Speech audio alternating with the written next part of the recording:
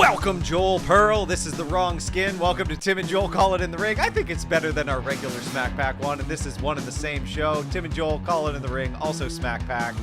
Sunday, we're going to talk about some wrestling. I'm fresh off the links. Not an avid golfer, but I spent a very long time on a golf course today. And I came back from the north to the south, and I don't know, I'm pretty sunburned. I'm wearing my pineapple shirt. Look at you. Yeah, I'm all decked out. I messaged you this afternoon at Yeah. like 7 this afternoon, really like a half hour ago, just being like, are we doing this show or what's going on? Because I had no idea. I hadn't heard from you. It was We touch talked and go, earlier. baby. It was like that. Touch and go. Did you see Edge's story? He was reminiscing about the hallway. He shared the photo of the hallway. And he was talking about how he had to fly from like the Bahamas to get to some place to do the tag team ladder match. That's right. Yeah, And he No talked Mercy. about that. Yeah. Yeah. That was me. That was me coming to this show. I was scooting. I had to drop off a buddy, and I made it in. Got a sweet ass parking spot. Pretty Nice. choice in Toronto. Managed to park, get my ass up here with a little time to spare. Was able to grab myself a brewski. Wonderful. I mean, listen, you haven't been drinking all day, so now you can have one. Actually enjoy yourself, right? A couple beers, but we're good. Oh, whatever. It's That was all good. ages And ago. If you want to be all good and don't do too many ages ago, tell me what you can do. I'll tell you what you can do. You can go ahead, like the video, first of all. Do it. Share it with your friends if you're watching us on YouTube. If you're on that magical place known as a podcast, whatever app you're using, Spotify, Apple, whatever the hell you're using, go ahead and leave a 5-star review for us, because that's going to get our voices in your and your friends' ears and in more people's ears that aren't even your friends, but could be, because they could watch wrestling and listen to wrestling shows and talk to you about us like we talk to you about us. Plus, good I'm to have enjoying more this. people around. We can all chit chat in a little Discord. You know, it's a good time. Yes, we have a Discord. If you go into the to this video, you can go ahead and you can find it and you can join us in that Discord. It's the place to be. Certainly share it with your enemies by all means. Actually, yes, I do highly recommend sharing it with your enemies. You know what? I'm here for the If we blood. get some choice Discord drama, we can milk that, baby. Pop it up on Twitter. Bunch of screenshots. You know. Oh yeah, that's the way to go. So we have a lot to talk about. Do We're gonna we? talk That's about- good. We really do. Okay, let's talk about it. We'll start with SmackDown. How about that? Because it is All right. SmackPack, and we start with the Smack, and the Smack is SmackDown. Oh my God, I'm watching the GCW night 2, and we're going to talk about night 1, or at least the aftermath of night 1. Yeah, the I'm gore watching fest. So I'm watching night 2 right now, and it's the main event. I'm really waiting until the aftermath of night 1 comes to the ring and talks to the audience, which is going to happen, or at least a representative. But I let's talk see. about SmackDown. Okay. You saw some of it. Bits and pieces. Saw a couple highlights. It's been a busy ass week. My buddy had his bachelor party, which is why I was on the golf course, which I get it now. I get golf. It's fun. It's a little bit fun. I'm terrible at it. I shot three over par was the best I did, but we got through it. I have a friend that I met when I went to the Royal Rumble in Phoenix, and he was asking if I wanted to go hit the links at Top Golf, which is a chain in I guess the U.S. in Vegas, because he's going to be there too. And I'm like, I'm not really a golf guy. And he's just like, so come and drink. And I'm like, I'm not really a big drinker, so I don't really know what I'm going to do. But you know what? Maybe I will go out there. It's going to be fun. You know, it was fine. I wasn't. Everyone else was terrible, so it made me less self-conscious. That's the best. I hit some balls pretty well. So 6-man tag, but yeah, unfortunately that means I didn't see a whole lot of SmackDown. I saw the highlights, but you're gonna fill me in, sir. You're gonna catch me little right bit. up. Talk about the No. important stuff, and I'm sure Chad will Details. fill us in a bit too. Yeah, Cena came out and he gave a promo, which was pretty John Cena-esque return promo. I'm here and acknowledges that people Hold are up. asking about stuff. Go ahead. How fourth wall breaky was it this time? Did they Oh, step it was back meta from that? AF. They're still doing that. Okay, I Yeah. think it's the thing. They're going in on it. They're making him CM Punk. They're doing something, because Yeah. next thing you know, Cena's like, what does he say? He says something along the lines of like, they're asking how I escaped the Firefly Funhouse. How did he? And he doesn't, he just moves on. And it's just, everything he's doing is kind of like this weird meta expectation, but at the same time, Curious. he's almost starting his promo as if he expected more people to boo him But in And it's not reality, everyone was happening, behind yeah. him because everyone's playing along. Everyone wants everyone wants to watch the Roman Reigns thing as Roman Reigns is the heel. I'm intrigued. I'll give him that much. I'm intrigued by it. You know, it's weird. I don't know how I feel about it, pro or con, but I am intrigued. I just belched. Thank you. So that was the beginning of the night. Let's kind of weave through how the rest of this night goes because Finn Balor has a match with Sami Zayn. Yeah, yeah. He I defeats assume Sami he Zayn. crushed Sami Zayn. Yeah. He definitely defeated Sami Zayn, but that wasn't it for Finn Balor because after the main event match, if you will, Jimmy Uso versus Dominic Mysterio, where I thought it was going to be Dominic pinning Jimmy to, quote, send a message and punish Jimmy Uso. No, they just redid the finish from Money in the Bank kickoff. And that was I guess not enough people saw it, right? You might as well recycle it. Yeah, and it was a singles match. Jimmy pinned Dom. They had to redo the finish a couple times because Dom made a mistake, whatever. They're really trying to get Dominic his reps because they really believe that he's going to be the guy, right? Or at least that he deserves it. So anyway, the Usos win. Jimmy wins, and out comes Roman. And the Roman promo at the end of the night. Very good. Yeah. First of all, does the whole, it's the same old Cena. Every single night, it's the same thing. Nothing changes. Same thing since 2005. He calls it missionary, Tim. We know how Roman goes. Well, I mean, we know that he's not a fan of that every night. Oh boy. Heyman with the title at that moment too, just holding it. You're Universal Champion, everyone. Ain't no basic bitch. There's a photo. I swear to God, there is a photo on WWE.com and I always sort through them in case I need it for any of the thumbnails.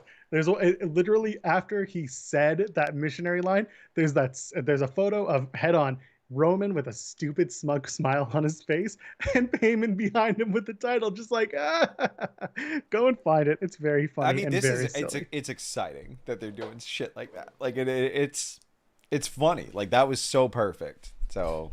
Dan in the chat saying that's why Roman has 5 kids. Just getting the work in.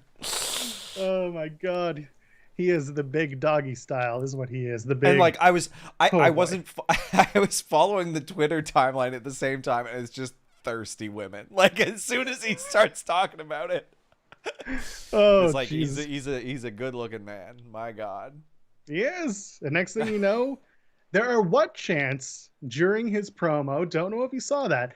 And let me tell you, but he Roman handled Reigns it. Handled it. He handled it. He's like killing a damn this. pro. It's so good. The way for anyone who's ever, who am I kidding?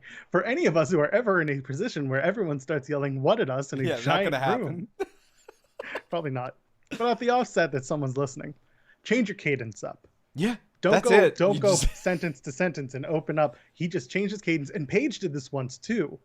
And nobody really caught this. This is when Paige was probably early on in her career. People were doing the what, and she just changed her cadence and everyone stopped because they couldn't get in on it. Yeah, because it gets awkward because you're what?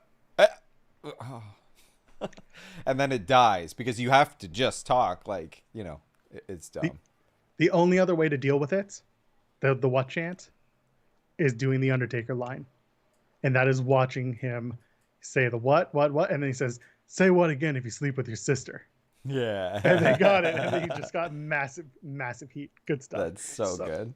So Roman gets through it, and he says to Edge, or sorry, he says to Cena, no. Challenge denied. We're also not doing exciting. SummerSlam. Loved it. And I'm just like, well, no one else can challenge. So anyway, Balor comes back out. Remember the guy who beat Sami Zayn earlier in the night? And he's like, I still got that title that I haven't won back yet. I want that Universal Championship. But when he had it, it was red. Now he wants the blue variant. I get it. Got to collect them all. 2 weeks from now, they're in Tampa. Ticket sales are, I have a feeling we'll do it in 2 weeks. Edge will come out after the match. Spear, give me the match. We get the match. By the way, Finn Balor, happy 40th birthday. Oh, wow. Yes. Damn. God, so many abs for 40. Good job. Right. It's kind of crazy if you think about it. Yeah. So, other stuff that went on SmackDown, Toni Storm debuted. Yes. People weren't really super into it. Did they change anything up? It was all like same entrance, same look I saw, but she's a face, right? Yes. Yeah, they brought her in as a face. She had the same entrance and everything. Crowd was kind of meh. They were lukewarm, as if yeah. It's NXT. This is like, again, it's clear that it's not as over as we think it is. So yeah, exactly. I'm not sure what the people were expecting. I told you all it was going to be a match versus Zelina Vega. I thought it would be a Rolling Loud because I don't know. I just figured Tony Storm would get over that. Didn't happen. They changed that up real quick. We'll get to that in a few minutes, but they're devaluing Zelina Vega is what they're really trying to do. It's not about burying. I told you she is penitent. She is going through her penitent phase. Exactly. The crowd was fine with it. It was a quick match, 3 minutes. Unfortunately, that's a lot of what they're doing right now, which is such garbage for the for the women's division, which I'm trying not to call the Divas division because it's not that, but they're certainly trying to treat it that way in some cases. Yeah. Meanwhile, well, at least they still get to wrestle. Meanwhile, for those who feel bad for Zelina Vega, Thea Trinidad, over on her Twitch channel, her husband was streaming at the same time. Oh my God. She got beat in 3 minutes, and 50 gift subs were dropped right when she ate that pinfall. Believe me, friends, they're doing fine. Man, people are...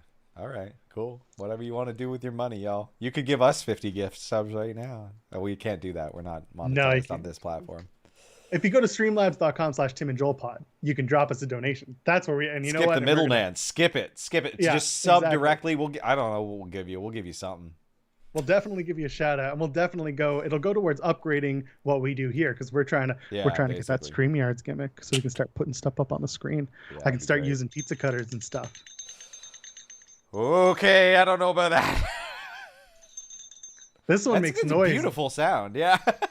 Could use that in a tune. It's a dinner bell. We'll get to that in a minute. Let's talk about what do we want to talk about? Do we want to talk about I gotta run it back. I'm a little confused. So you're saying that they're gonna do Edge and Roman again? No, it's gonna be. No. Did I say Edge? I'm sorry, I meant John Cena. Okay, so it is gonna be. You're saying that it is gonna be Cena and Roman at SummerSlam. Yes. Okay. Yes. Yeah, we'll get there. Cena will find a way. He'll scratch and claw. I'm sorry, they are interchangeable, Edge and Cena right now, only because we see them as from their generation, from their work. And yes, as I say this, Smart Mark Sterling is on and he's wearing a mask. Thank you. Wear your masks, even indoors. I swear to God, do it. Keep case numbers low. Anyway, yes, we're going to do Cena. We're going to do Roman. Cena will come out. He will be the one to change everything. Yes. Okay? Good. We're back. And yeah, Edge and Rollins at SummerSlam. So Edge comes out, he cuts a promo, whatever, and then Seth comes out and he's wearing this powder blue suit. It's very 70s. Looks like the Bee Gees. Ooh. I need Seth to come out and start cutting promos adjacent to the feeling evoked by his suits. So for this one, he'd be kind of like, I don't know, what would he do? He would be like Barry Gibb, right? Yeah. And he would just start saying, Edge, start giving me this match I want. And something like that. That is a beautiful suit. It looks satin as well. It does. That is a He needed ruffles. That's what he needed. He needed ruffles. Oh, his hair's so wet. God, he loves... Both of them love a good wet hair. He should feather his hair when he wears that 70s Honestly, Bee Gees if he goes suits. full like retro Bee Gees guy, like just sew up his own ass, love it. That would be great. I'm into it. We've already had the 70s guy. That guy's unfortunately not with us anymore. Miss you, Mike Awesome. Anyway, will this match become a gimmick match? Does it need to? I don't think it really needs it. But they keep making it sound like they're moving towards some sort of gimmick. I could see them doing a cage match or something. That would be interesting. But I don't know beyond that. Like, knowing Edge, it's, I don't want to lean into the chairs of the TLC or a ladder match. Like, I think something that I wouldn't have expected. I think Seth would push more for something like a cage match, but they haven't done the work to get to that, I don't think. Yeah. Not yet. They're yelling at Sterling to STFU. But anyway, that's just the first thing in my ears is hearing this guy absolutely lose his mind. He took his mask off, though. Don't know why. Keep your masks on. This is weird. Edge's retirement, maybe. I don't think so. I think Edge is still kind of pushing through it. Yeah. Wait. Okay. Yeah. I think it's possible they do a gimmick match because it is SummerSlam and fans are freshly back. They're going to want to do something. And this might be the Yes. match to do it, right? Yeah, and maybe this is the opportunity for them to kind of make up for what happened when Edge and Randy had that WrestleMania match that went on, 15 minutes too long, and there was nobody there. It was the PC match, right, at WrestleMania. They can maybe make up for that with some sort of gimmick match for Edge. What do you think? I think that'd be cool. Like I said, I think a cage match, just simple, would be good for the two of them. I think they could put together something interesting. Make it a number one contenders match, but I don't know if you want to have Edge lose again. That's the thing. If you do that, yeah, because it has to be Seth. But and then I don't know. That would be an interesting program, though. I would love to see Seth and Roman, even with them both being heels. I think they could do something interesting with that. But Do a spine for a spine match. oh no. Listen, they've evoked a lot of commentary about each other's necks and other injuries. So there you go. No disqualification. No disqualification would make the most sense to me. Yeah, it's simple. A street fight. They haven't done a street fight in a while. That feels like it might work. Yeah, it would work, and it would be a walk-in brawl. That venue at Allegiant Stadium is massive as well. So you could maybe have a couple high spots there. I'd be down for that. Yeah, I think that'd be good.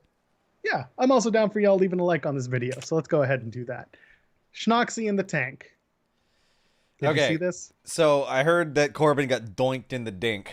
Is that did that occur? Was it was an accident on their part? Yeah, it was. Yeah. So KO's in the back with Schnoxy. Schnoxy are trying to fix the tank. Something's wrong with it. KO, by the way, wearing a Viking Raiders shirt. Nice. So putting over Viking Raiders and Schnoxy at the same time. I appreciate that. God, he's great. What a good man.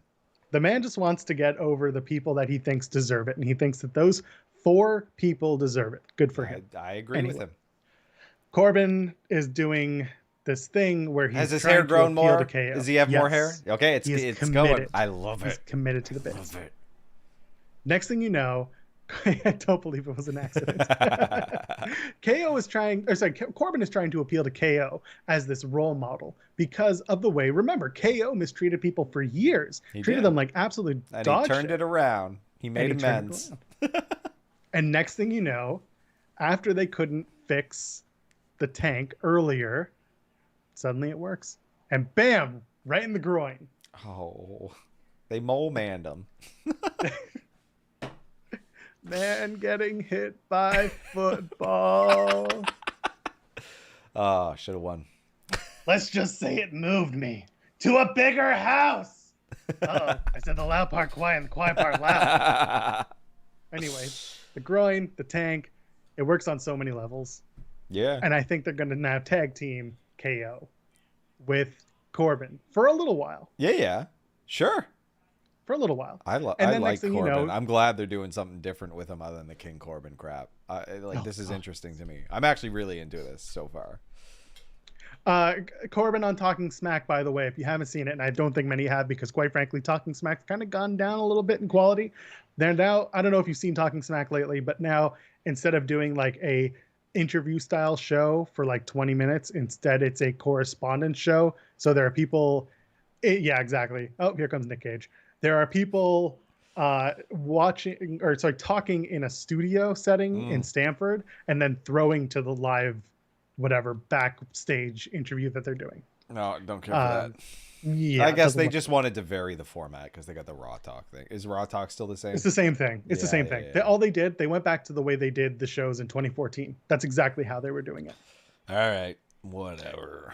Either way, Corbin on Talking Smack did a backstager with Kayla, and Kayla asks him, what happened. And he explains in detail how he lost all of his money. And he made it make sense. Okay. How did he lose all of his money? He said he invested in Bitcoin, but he also invested in Bitcoin when it was at 60,000, and then it dropped and it was worth 28,000. But that's great. He borrowed the money from somebody else. Yeah. He says that when he was king, he was making $20,000 a week from WWE, and when he lost the crown, that's when his paychecks went down. That's when he lost all of his money, and so on and so forth. That kind of makes sense. Hey, David, whatever. It worked. Yeah. You know what? It's better than any of the other shit that they could use try to make sense. That's fine. He's doing a reverse Grimes. It's fine. And that's the thing. He's going to come into some money and he's going to turn on KO and go back to being rich dickhead Corbin. I hope not. He's going to find his zen. Trademarked Happy Corbin. Yeah. Find his zen, Happy Corbin. Oh, and he's going to become I would love a him to life just coach. become, yeah, exactly. Like find his way back, but become a life coach. And like you can make that a heel too. You can call him Happy Corbin and make him a heel. I'd be fine with Yeah. that too. Oh, Nick Gage is killing Mike Sterling. Good stuff. Happy Corbin is what I want in my life. Oh, no, he's got the pizza cutter. God, It's happening he loves now. a pizza cutter. He does. The man lives for it. We're going to talk more about Nick Gage in a minute. And then finally, the Rolling Loud stuff. Did you see any of the Rolling Loud stuff? I saw some of the Dawkins Gable. What was it? It was Dawkins and Gable, right? Yes. Yeah, I saw some of that spot. Dawkins and Gable had a match instead of Big E and Apollo. We'll get to that in a second as to why. And then, of course, Bianca and Carmella had a match. They just did really quick, like 3-minute matches with both of them. They couldn't be Nothing meant big, anything. Yeah. Crowd got to the point where they were yelling, "We want Bobby." So I don't know if that's like it might just be a thing where the crowd just chants like for Bobby Shmurda all the time, because I went to a festival here and people were chanting for Bobby Shmurda hours before he was going to come on stage. Oh, so no. like I don't know, it might just be a thing, but I know he was right after it in this case. But like I don't know, man, they were chanting for Bobby Shmurda at this festival I was at a few years ago. So yeah, so I don't know what to expect other than that the crossover was really good in that it brought a lot of people's eyes to WWE in a different way. Was the crowd super loud? No, they weren't going to be loud. no, it was. There's no chance in hell they would have been. It's a music festival. It's weird, like, but the stage looked cool, and that's kind of, you know, you might get a few fans, like, and when I say a few, like, you know, a percentage of that audience is all you're looking for. Like when you're selling stuff, like 3% is a win. So like if they even got 3% people who in that audience who were interested in it, that's a successful crossover largely. There were also people there who are wrestling fans and are fans of the music that was at Rolling Loud, and that's a crossover. That is those people don't necessarily watch all the time, but they are getting into it. They're interested because they're seeing it live in front of their eyes at the same place where they're going to watch their favorite artist perform. That's fine. Yeah, I don't think it's a big deal. Like I think it was worth doing. It's good to see. They should try different things, right? So yeah, exactly. It's fine. I don't know that this is the ticket because I feel like that logistically is just a challenge to do on any regular basis, but it's a good idea. Meanwhile, on the other side of things, Big E comes out in Cleveland, and I was very confused. And he comes out and he starts, you know, you deserve a chance, and he's very excited because he won Money in the Bank, blah, blah, blah. And then out comes like the Dirty Dogs and Apollo and Cesaro and Nakamura. And I'm like, okay, fine, 6-man, I get it. That's kind of weird. But the Intercontinental Championship scene is weird in itself. The mid-card, and it's weird on SmackDown. Yeah, they haven't transitioned it. They haven't done anything. And they got to pass it off of Big E. Like Ian Apollo was going to be the match of Rolling Loud. They didn't do it, which thank God they didn't do it, because why do that match again? Also, like, listen, look at who they sent to Rolling Loud. It's not lost on anyone that it was literally as much of the black talent as they could. Yeah. And to the point where like the ref and the ring announcer are also people of color. Like it felt a little performative in that way, but of course, I mean, it worked for them. WWE. Exactly. So they end up running a 6-man tag in the arena while they're showing the Rolling Loud stuff, because the Rolling Loud stuff was taped probably about 15 minutes earlier. Makes sense. So the 6-man tag is running live in the arena where there's no commentary, and commentary is doing the Rolling Loud commentary while the 6-man tag is happening, which is pretty cool. I think that's pretty neat for production. Yeah, it's a good, that way you're not boring your live audience. I think that's pretty smooth. Yeah, they didn't throw it in the crowd, or they didn't throw it up on a board. Instead, they just kind of went. They just went and did a 6-man, and then they showed the finish to Mella and Bianca, and that was that. Yeah. Sure. I assume Bianca went over. Yes, of course. Bianca, the faces won, which was not a shocker. It was basically a house show exhibition. Yeah. That's all. Did Otis make an appearance? Otis was there, yeah. Yes. Okay, cool. Otis was there. I'm sure a lot of people are like, who is that big Anyway. Yeah. They had Wale come out. He did some introductory stuff for Street Profits, which is cool. And then they had, who was it? Trey. I can't remember Trey's last name. I think he plays the Hawks. I can't, honestly. No, I don't know then. Yeah, someone in the chat's going to get to it. He announced that there's going to be a pay-per-view January 1st in Atlanta. and January 1st is a Saturday, so whatever. Trey Young, thank you. So Atlanta, by the way, this shouldn't shock anybody because one of the new WWE board of directors members happens to be also part of the ownership of the Atlanta Hawks, I believe. So everyone's doing business, Tim. Yeah, makes sense. Okay, let's move on, shall we? Yeah, let's do it. Let's talk about Impact real quick. All right. Main event was good. Knockouts Tag Championships it was a real whatever, just a match. Barn burner. Oh no. Okay. It was you know what? It was a good match. It was a rematch though, which was odd. They're doing this. They're doing a bunch of them now.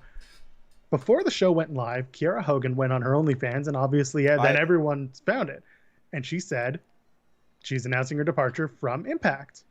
Sure. Okay. Okay. This is a surprise to me. this. I don't know. I didn't. That's weird to me. There were some rumors going around that this was the end of her contract, blah, blah, blah. But it was kind of dickish for her to advertise ruin it before the show. Yeah. Kinda. In the match, Hogan inadvertently super kicks Tasha Steelz. They lose the match. And it feels like there's not much time left for Kiera Hogan, being that this was her last set of tapings. But I feel like we're also going to do a bunch of pre-taped and backstage stuff. Yeah, there'll be some stuff. But I don't know how they're going to move. Yeah, okay, go ahead. She joined the Undead Realm at one point. Oh my God. Please don't be. Okay. She's absolutely going to rejoin the dark side of things. Why are they so bad? Getting people that's how they kill off people now. That's how they killed off Allie as well. Oh. Deonna Purrazzo, Mickie James, Gail Kim. They're not doing the NWA gimmick like we joked about. It's not going to be a loser joins in power. I'm sorry. Deonna's doing it as a favor to Gail Kim. It was really strange. They shook hands and everyone was happy. The crossover opponent though for Deonna, most people know who it is if they're Fightful Select folk. I'm not super excited for it, and I'm not going to give spoilers. Okay. Instead, whatever. You know what? Cool. Mickie James and Deonna Purrazzo will happen down the line. It'll be a good match. It won't need a title on the line either. No. Yeah. I'm much happier to see those two square off as two greats in their division of different times. Sounds good to me. I think maybe they have Deonna smack talk the NWA. There you go. We'll still have we'll still have someone shitting all over the product on the product, which leads to a feud on a different product. Oh, Baylor Club time. You ready for Chris Baylor Club? Yeah, Chris Baylor Club. I saw some of this. The t-shirt bit was weird. They leaned in hard with that. I was like, okay. It's not my shirt, nerd. Okay. Well, maybe it could be for me. Anyway, Bay defeats Rohit Raju. And by the way, Rohit needs a bit of a refresh or more comedy bits. Yeah. I mean, he showed out at the Ultimate X, so yes. I don't know. Jay White and Chris Bay backstage afterwards. Hilariously, their promo is being cut while another match is happening in the ring, and you could hear them taking bumps. I know. And the crowd I heard reacting. it strange. And then White asking Bay, have you've been a lone wolf, and has that worked out for you? I like that he at least gets Chris Bay thinking about it. Why not? Yeah. And then Jay White comes out later on and he cuts a promo calling out David Finlay and talking about New Japan Resurgence, blah, blah, blah. And I'm like, cool, this is great promotion for New Japan, but this thing goes on for a while. Yeah. I didn't see much of it. I gotta go back and watch it because I don't know this guy. I don't know Jay White. I don't know much about New Japan generally, and I don't know, I'm not feeling it just yet. When I first heard him talk with Chris Bay, I was like, what's this guy's appeal? He's Kiwi. Yeah, I don't care. That's not a personality. Yes, it is. Okay. In wrestling, where you're from is absolutely all the matters. Okay, but New Zealand is not. There's nothing there. To an American, it's all they got. So all right. Out come the Good Brothers. Out comes Kenny and Don and blah, blah, blah. And they talk, and then Chris Bay makes the save. And now we're going to have Beyblade, as our chat is talking about. Which is Chris great. Bay, That's a great little Switchblade. portmanteau. Why not? Yeah, I assume he's great in the ring, right? Yeah. These guys have been. So yeah, I'm excited to see this. I think that they've leaned into it good. I think the Chris Bay stuff is interesting. I just think that it's Impact's production. It's a little bit corny at times, but the overall idea I think is really promising. Yes, and then backstage, they go to the back, and it's Josh Alexander having an interview, and Kenny Omega and Dawn come out. They're doing it. They're from gonna where they do were. it. They're teasing it, man. I don't know how I feel about it. You It's said you weren't weird. very into it. It just seems weird. It seems so weird. Like, I don't know. He's a champion. Josh Alexander, it just, the vibe feels weird. Like, that's such a strange pairing to me. Their styles are going to be so odd, but I'm curious. I am curious now. I think Omega is very versatile in the way that he wrestles. He is. And to go against someone who is all about strong style and all about like pure classic wrestling. By the way, having Josh Alexander go to Ring of Honor for a minute and do a pure tournament with Jonathan Gresham, that would be great. Yeah, Thinking off the top of my head, that would be fantastic. No, I think, and that's the thing. I think his style lends itself really well to that. But yeah, exactly. So we'll see what happens with Alexander and Omega. There's potential there, and a lot of people are excited. I see the chats going off about it, which is great. We'll find out soon enough where they go there. Yeah. Meanwhile, Taylor Wilde is back finally. She missed those tapings. Good. Yeah. She came out. She cost Neil, Brian Myers, and Sam Beal their match. They were facing Matt Cardona. We'll talk about in a minute. To it. Okay. Chelsea Green, Jake Something. By the way, happy birthday, Jake Something. It's your birthday as well today. And so Taylor Wilde is back. Yay! Nice to see her. The homecoming tournament is coming up. To crown the king and queen. King and queen. Okay. Gee, I wonder who's gonna win that. Well, remember that they are going to crown a king and queen at homecoming, and then they show you promos for Drama King joining Impact Wrestling. So, and there you go. By the way, Tenille and Brian Myers are not going to team up in the tournament. We found that out. The two official tournament teams, Decay, Rosemary, and Crazy Steve. Yeah. And of course, Crazy Steve, please. Crazy Steve. That's right. Two Z's. Thank you. Two Z's. And then of course, Chelsea Green and Matt Cardona. So far, there will be others. We know who some of them are, but yes, once again, homecoming. They will crown a new queen and king of Impact Wrestling. W. Morrissey and Eddie Edwards are still at it, by the way. Oh, really? Why? Yeah. Okay, fine. They had a parking lot brawl. I can tell you that much. So, yeah, okay, dangerous. Parking lots at wrestling promotions, very dangerous. For some reason, when they were brawling out in the back, there were fans hanging out, like cheering them on. It's very, very strange. Very surreal. That's cool. That's fun for them. W. Morrissey said that he's only signed to Impact through Bound for Glory in October. What do we do until then? Like, he's not going to go for a title, right? Like, what are we going to do with W. Morrissey? Yeah. How far can you go with this Eddie Edwards thing? Are you really going to have him go the entire, basically, fall up until Bound for Glory and do something then? Like, what do we have? What can we do with W. Morrissey? Oh, man, I don't know. It could just get worse and worse in terms of, like, the level of shittiness Morrissey gets to the point where it needs to be, like, a hard, like a bad stipulation match. Yeah. Get an Alicia. Do something awful. Apparently, Eddie told the fans to come outside, and they all just followed him. The heart and soul of Impact Wrestling. The heart and soul is back, baby. The Pied Piper of Impact Wrestling, it seems. They sang his theme song, apparently, too, according to our chat. What is his theme song? I can't even, I'm racking my brain trying to recall what it even sounds like. How are people singing it? It's like, what are the lyrics? Like, I'm taking back what's mine, you can't hold me down, I am the fire. Whoa! That's all people remember. That's cool. Tag. All right, anyway. So that's fine. We haven't figured out what to do with W. Morrissey, so he's gonna have to figure it out for himself. Yeah, I feel like they're just gonna keep upping the ante, right? Like that's what they're. Yeah. The fans behind the curtain, they were the ones that came to go hang out with the parking lot brawl. That was the way they thanked them.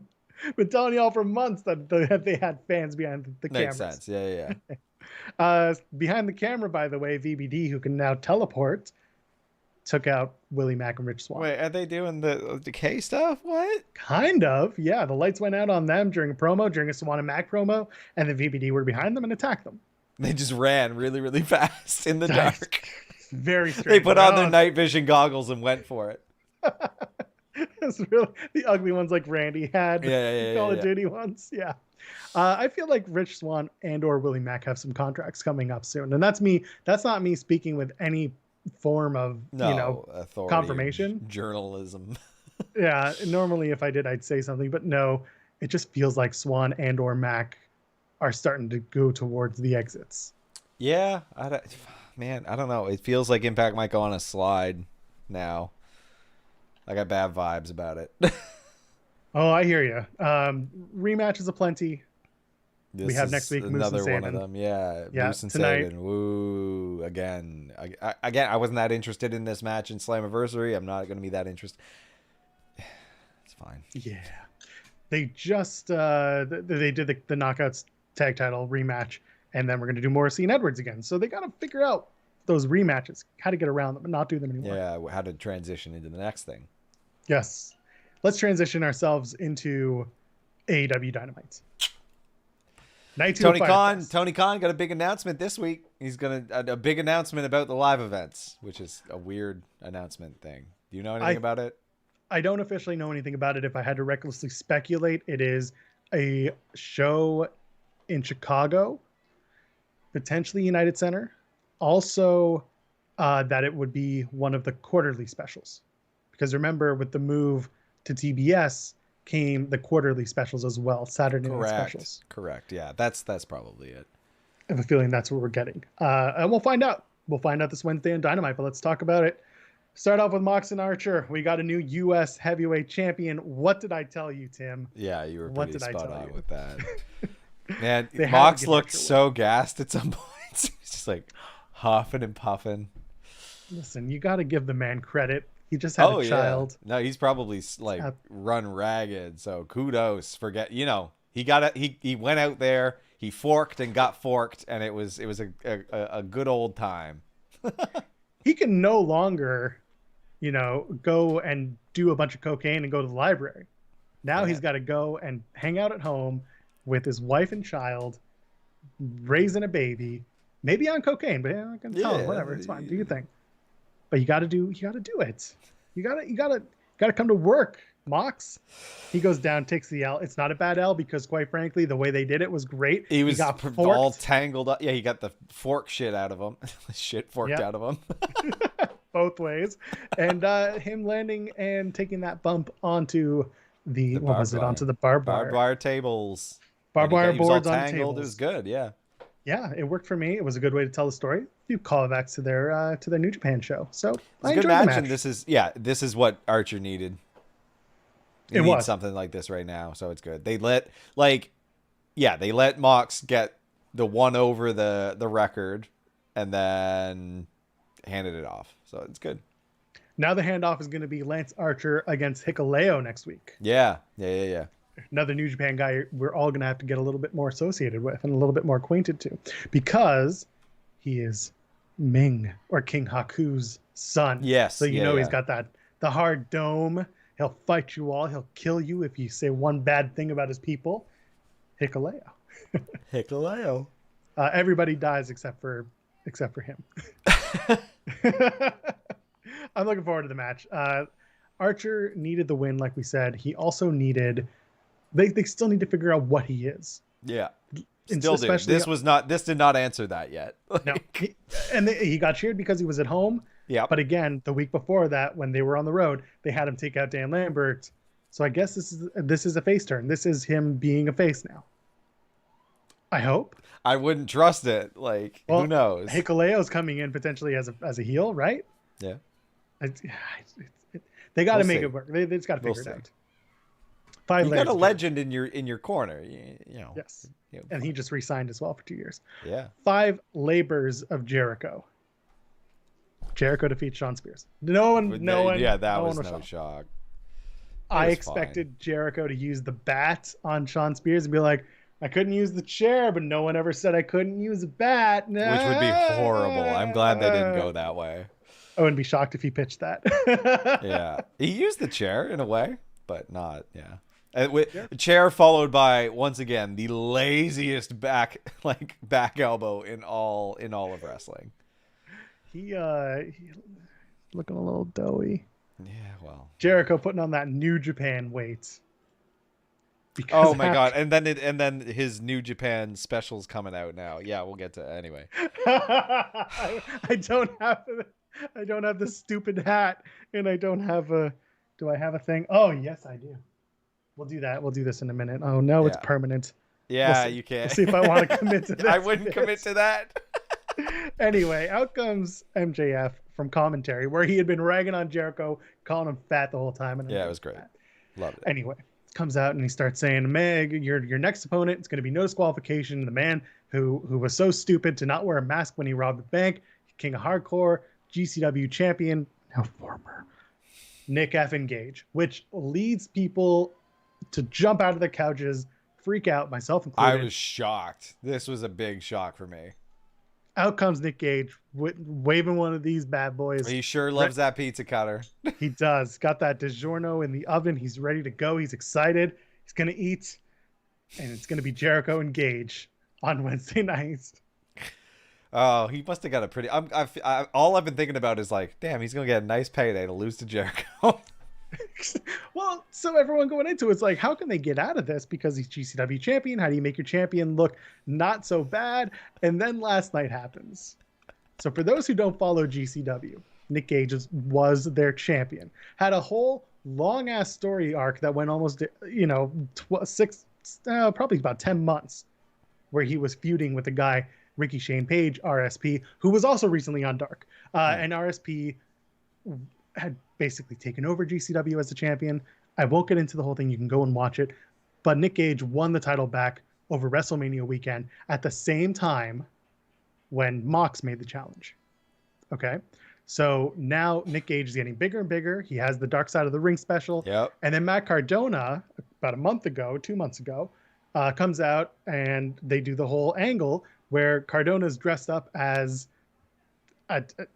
he thought he was going to be Mox. He was imitating Mox, but it turned out it was Cardona. Took out Nick Gage in the middle of a GCW event. Here we go. The match was last night. Cardona and Gage for the GCW title. Everyone was like, no effing way Matt Cardona is going to lose this, or is going to win this match. Nick Gage is going to win. He's going to go over. We're fine. Gage beats the shit out of Cardona. Yeah. Shocked. It's bloody. He lived through it. Whoa, what a surprise. Yeah, but I like, listen, for those who are like, deathmatch wrestling's not for me. They did have really good psychology in here. Good. In that they played it off as Cardona, who was the guy who has never had those hardcore matches, never done a death match, never done anything like this before. The whole tease was Cardona, not knowing how to use a light tube as a weapon, which was hilarious. He starts by kind of flicking it and just like unsure of how to use it. And then eventually he gets the hang of it. And then Gage, the tease becomes with Cardona that Gage is going to try and put him through a pane glass. And eventually he does, and the crowd pops because that's what they're building towards. Yeah. So then they start getting heavy and everyone starts bleeding and they use the DiGiorno cutter. And out comes 440H, which I'm not going to... 440, sorry. 440 is a group of bad guys in GCW. Got it. They had kicked out Ricky Shane Page. He was a good guy. Ricky Shane Page comes out and he has the face off with 440. And I'm like, Ricky's going to turn again. As soon as Nick Gage and Ricky Shane Page have fought off 440, Ricky Shane Page kicks him in the balls. And down goes Nick Gage. Cardona, by the way, is like a bloody ass mess. Yeah, just a curled gooey. up in the canvas. Yeah. Down bad, and then he gets up, he does the Rough Rider, and he gets the pin, and Cardona wins the GCW championship. Off that, eh? Okay. People are throwing shit in the ring, booing vociferously. Yes. They've lost their mind. This is the most heat I've seen. Even him coming out, he had security. GCW doesn't use guardrails. God. When he came out, people were on top of him, and he had security pushing people out of the way. That's okay. Awesome. This sounds like an excellent show. It was an excellent show, and the crowd. The crowd knows. We know what we're doing, especially these people who are watching light tubes and handling tables and barbed wire. The fans are there and part of it. We know what we're doing. So what happens the next day? Dickbag Dave Meltzer sees the aftermath and says, you know, does is stupid. This was bullshit and this shouldn't happen and the fans should know better. Everyone's just like, Dave, come on. 25 Yo, if a crowd of ago, people wanted to whoop that man's ass, they would whoop that man's ass. Like, he wouldn't have been able to get to the ring if they actually wanted to do anything. That's the dumbest take. What? Like, I fight. So when I go to local shows, I fight with the heels. Like, I scream in their face, like, just to impress my friends, because I know they're not going to touch me. I'm not going to touch them. Like, it's an bit. Unspoken rule. We know these things. It's a bit. So they were all like, "Whoa, what are you doing?" And I was like, "Don't worry."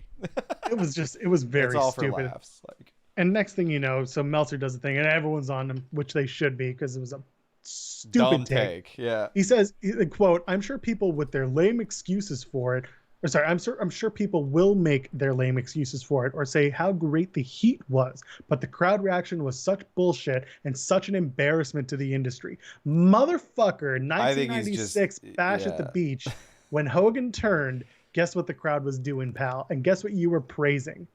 Yeah. You were praising the heat. You were praising the reaction. You were praising everything. When Piper would go to the ring and he would play sorry for those in audio, I am using the air quotes, the Mexican national anthem, and he would play La Cucaracha on the bagpipes, and people would pelt him with batteries, guess what you'd say, Dave? God damn, that's good heat. It's just part of the shtick. Like, that's I don't know. It's wrestling. I don't need everything to be that delicate. It's fine. I think that's fun. Like, that's especially not GCW. Like, their brand is to be this type of way. Like, exactly. I don't know what he expected to get from it. I don't know what he thinks he would gain from this. Maybe people agree with him. Sure, that's on them. I just sat there and I'm like, really? You're going to go this route? I don't understand why you think this is a good idea. Yeah. Dave's got some sort of hard-on for GCW hatred. Yeah, whatever. Anyway, so that's what happens between Nick Gage and Matt Cardona. And now Nick Gage and Chris Jericho have a match on Wednesday where Nick Gage, former GCW champion, can lose the match. Yeah, to, what is it, the Painmaker? What is his clown? Painmaker. What is his dumb murder clown costume? Is the Painmaker. Which is like the laziest. He clearly had a dressing room, didn't have an idea, and was like, "Oh, I need a new identity for the Japanese people. Let me figure this out." He thought he had watched Clockwork Orange a little too much, thought he was going to be a Droog, and just did the thing. I'm not going to do this because, again, it's a Sharpie and it's permanent. Yeah. And I don't like Jericho that much. So let's move on.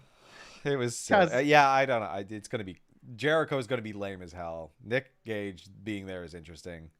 I don't see him being a part of AEW long term. I think this is like a one-off.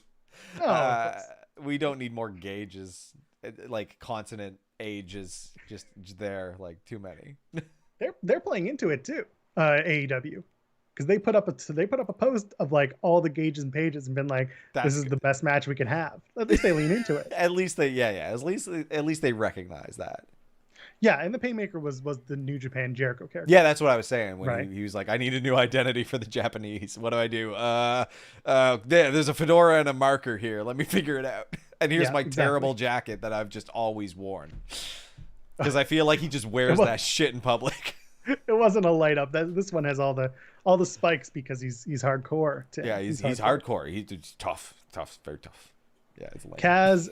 Kaz and Gallows. Do you have anything you want to talk about from that match? No, it was a decent match. I was watching this and I was looking at Gallows' Wikipedia page and I didn't know that Gallows was Festus. Oh, you didn't? I didn't. I was like, oh yeah, I see it now. Dude needs facial hair. It's a necessity for him. So like, good, keep it. Even if it's weird, it doesn't matter what it is. Anything. Oh god, it was so awful. Sorry, I'm reading the chat. Put on the fedora at the end. Yeah, exactly. He's like the fedora of murder. I'm sure. Yeah, you're a real tough guy. Anyone popping on a fedora, I'm shaking in my boots. Kaz and Gallows is a match that happens. Okay. It was good. It was fine. I like Gallows. I like Kaz. Kaz as the Elite Hunter is fine. They gave him an ass load of pyro. I was like, okay. Oh, of course, yeah. I was like, really? All right. Sure. I like that they updated the story with Kaz, at least explained, SCU's no more, and now he's going after the Elite. Commentary whatever. did a great job of getting that in there. It was pretty good. Yeah. We move on. Wheeler Yuta, Darby Allin. The match of this whole thing, like the whole point of this match was to do Sting and Orange Cassidy. And it was worth it. It was good. Sting's face was perfect for this entire thing. Like, like I said, I'm not a big nostalgia guy. I don't know much about Sting because he wasn't wrestling when I was really paying attention. And then when I saw him in TNA, he was old. But damn, was he good in this. Like, he was so good. He was perfect. That was such a funny thing. His face was very deadpan the entire time. Hilarious. I like the yeah. The lazy, oh my God, I died. I just strike. The man knows how to entertain the hell out of me. He sure does. Oh my God. That was a great bit. Yeah. Darby Allin got pissed at his dad. Yeah. He was not happy that Sting decided to play along with Orange Cassidy. Screw around. You screw around too much, you lose matches. You got to be careful. That's right. He got upset with his pops. And that's not the first time Darby's gotten upset with Sting, is it? Remember the whole stay home Sting? Stay home. I'm about to do a bad. It's just you tried to do the come on, give me the knuckles, and Darby doesn't want to do it because he's so edgy. It's too edgy. Anyway, too edgy for his own good. Sting gonna feed him his teeth. Exactly. Wheeler Yuta looks good. He does. I like that he's filling in for Trent while Trent is injured, because best friend should have at least the 3 people in it. Always, it's really good. Yuta, as impressive as he is, it's been talked about. He is the belle of the ball. He can go literally anywhere right now and be offered a lot of money. He did Ring of Honor.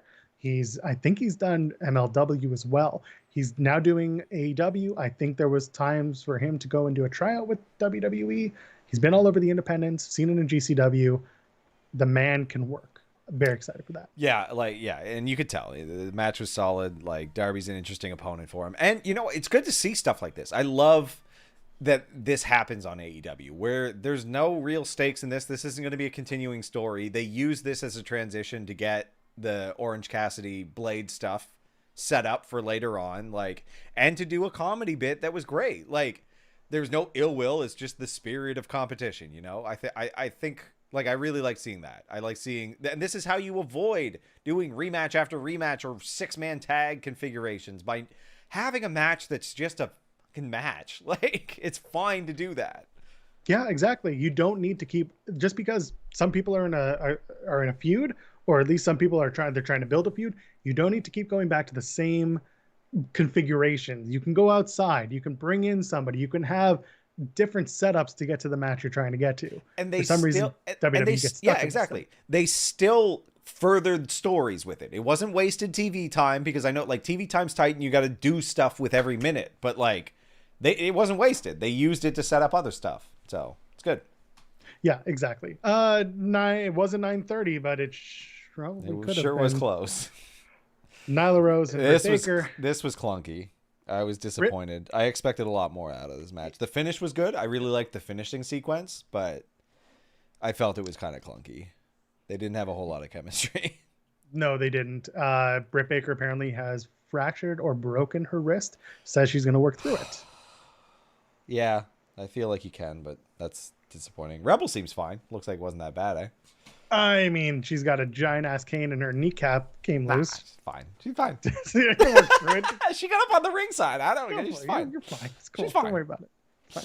You're right. The match was clunky. It wasn't great. I really hoped for more. I think a lot of people did.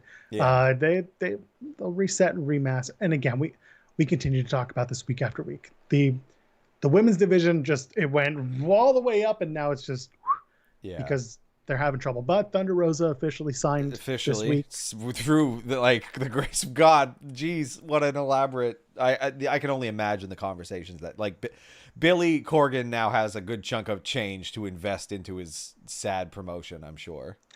I don't think the money he got is for investment. We'll put it like that. No, yeah, exactly. Go to weird right-wing groups. Oh, Jesus. Press conference was weird. It was just really oddly cut together. Did you notice that? Between FTR and Proud and Powerful? Yes, I didn't care for it. I was very confused. I was just like, what? Why are we just looking at photos of... Like, okay, I don't need you to out poverty each other. I literally don't care. Like, you're already interesting enough. This is a weird build. I'm not a huge fan of it. Like, this is yeah. It's weird. Yeah. I felt it was odd. It was a little odd. For anyone in the chat, did they release like a longer cut of this? I don't think they did, but it was just very strange. I didn't love it. They're going to do FTR Proud and Powerful in Charlotte next week, which is FTR country. I'm sure they'll run it back in Arthur Ashe with a little bit more behind it. I said, best of 5 is where we're going. I think with these guys, we'll find out. Yeah, we'll see. We'll see some interesting stuff. But... I hope so. Interesting stuff was Andrade. Oh my God. Was it a pivot bringing up Chavito? It might be, but who cares? It works though. It works really, really well, right? Because like, you got Vicky, who's the way to get him in, and you get him off. You get Vicky off of him because I don't need that in my life. And Chavo, give me him on the mic as his manager. That's great. I think that would be a really interesting thing.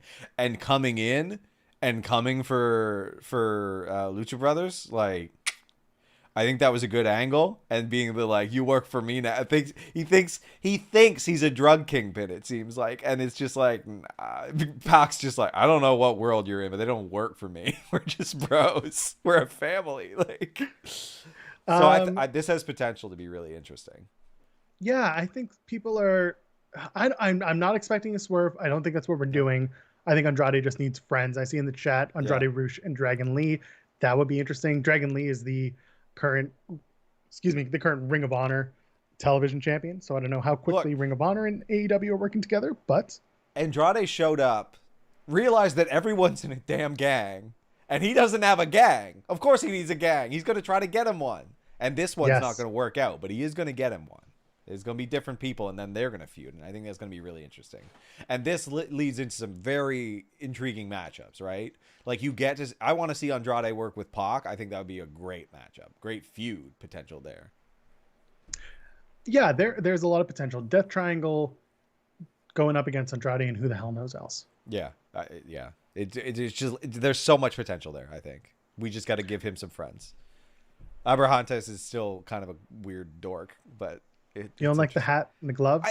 I love him as Penta's like guy, but I don't. His clothing is so odd.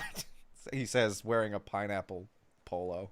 I should shut my mouth. Let's go. What's the next thing? Chavo, Marshall. Great to see him. Very happy to see Chavo in AEW. QT Marshall. Yeah. Wants to apologize for dumping a protein shake on Tony. I originally thought it was the other way around, by the way. What? I was like, I thought it was Tony apologizing to QT, and I was like, that's good heat. I'm sorry for angering you so badly that you felt the need to pour on me. Yeah. I was very confused. I just didn't, I don't care for it. Why do they dump a protein shake on him? What is Tony going to do? Who is Tony bringing in to fight QT Marshall? I don't know. It feels like all of that stable got buried for me by having Cody go over in this. Like, there's no edge to them. They're not a threat. Like, it doesn't, I don't know. I feel like a go-go had to win for me to really care about them. He can beat QT. That's fine. But yeah. Him going over both of them, it ruined any momentum that they all had. It did. I don't know what to expect next with Nightmare Factory or just Factory. Yeah. I want to see big things out of guys like Nick Comoroto, out of Aaron Solo, who dropped the W from his name this week. I just want to see more from Factory members. That's all I need in my life. So Anthony Ogogo could come back, but obviously he's a Factory member. We're not going to do anything there. Oh, and apparently Nick Comoroto got engaged. That's nice. Congratulations, Nick. Cool. Other than that, I got nothing. I don't know who Tony could bring back or who would come and do something for Tony. Sting. Yeah, no, but it's not going to happen. They're miles away right now. I don't know. WCW guys, not so on the market. I don't think it's going to be I don't think anyone's going to be brought in. Yeah, I think it's going to be someone be in-house. Someone who will stand up for. Let's get a superhero gimmick in here. I got it. It's the Gun Club. It's Billy Gunn. Oh yeah, Austin has Billy that Colton flawless record. That'll make people posting it, so he's got to take his first L. My God. That's going to be it. It's going to be QT and Aaron and Nick versus the Gun Club with 2 B's, by the way. Yeah. Paul White. I don't know if Paul White's going to be coming with QT. His co-host for Dark Elevation, right? It's actually, it's kind of a good. That wouldn't be bad. They could do that. I mean, old man versus old man. Paul White versus QT Marshall. I'll watch it. I'll watch it and enjoy it on a Dynamite. Nothing. Yes. The first episode of Rampage. Yeah, sure. Do it up. Is there anything else from this week that we missed that we should talk about? What happened in UK? I didn't. So they're going to do Ilya versus Walter at TakeOver 36 it's going to happen in Florida. They're going to do it at TakeOver. I think that's a vote of confidence. They're just like, this will slap. I mean, listen, no one ever thought it wouldn't. It was just, I think they wanted to bring it in front of fans. That's what I mean. They want it to be big. Yeah. Yeah. And then the UK, it wasn't going to work there because things weren't working so well. But I look forward to Walter and Walter and Ilya Dragunov. There's nothing else that could take over that match and make it better. There's nothing else. No. I see people talking about Battle Riot. I have not watched it yet because I was watching when it debuted. I was watching the Gage and Cardona stuff. What is Battle Riot? It's MLW, which I know you're not super following right now unless you're in the Discord. Go and follow MLW. Go follow our Discord. It's in the link in the video description. A lot of people talking about it. Had a good time. Shingo Takagi and Tanahashi had a match. I heard that New Japan card wasn't that great to begin with. It just kind of went on and on for a while. New Japan's not booking the best, so I don't want to watch a lot of New Japan these days, unfortunately. Let's end it on a high note. I don't know with what, though. I'm not excited for Raw on Monday, I'll tell you that much. People are just like, boy, these guys hate wrestling. Yeah. Well, a little bit. You know what? Okay, here's what I'll do. This is my high note. Going back to GCW, I was watching part 2 tonight of the Homecoming show. They had a match. It was Penelope Ford against Allie Katch. Are you familiar with Allie Katch, who is now Allie Katch? Sounds really familiar. Let me look up a picture. Look her up. I'm sure you've seen her before. They had a match tonight at Homecoming, and I didn't know what to expect, but I was so happy because Penelope Ford has not only become an excellent wrestler over the last little while, and so is Allie Katch. She's always been good. But those two had really good chemistry and had a really good match that I think people should go back and watch. Yeah, I don't know. I was very I was very entertained. All right. And of course, when Effie's involved in anything, I'm entertained. Always. So ahead. I think I need to watch these shows. Damn. I don't have time. Go seek out some GCW if you want. Yeah. Disclaimer, a lot of blood, a lot of light tubes. Some of the stuff will not be for you. I want to see people get dumber. There's enough of that. Trust me. Okay. Until then, where can the people find you on the internet? At Timstone P. You can see it this week because I used the wrong skin. At symbol with a little swoop. TIMBSTONE and a big old P.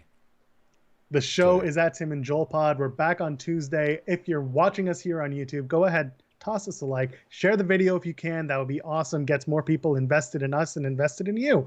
And if you're listening to us here on any form of podcast account, go ahead, drop us a 5-star review. I cannot tell you how important that is to get us and get you over with us. And we appreciate you. I'm at Joel Pearl, JOELPEARL. Thank you for hanging out with us as we're taping a late Sunday. My God. Friends, ladies, gentlemen, friends beyond the binary. We'll see you on Tuesday night. Cheers.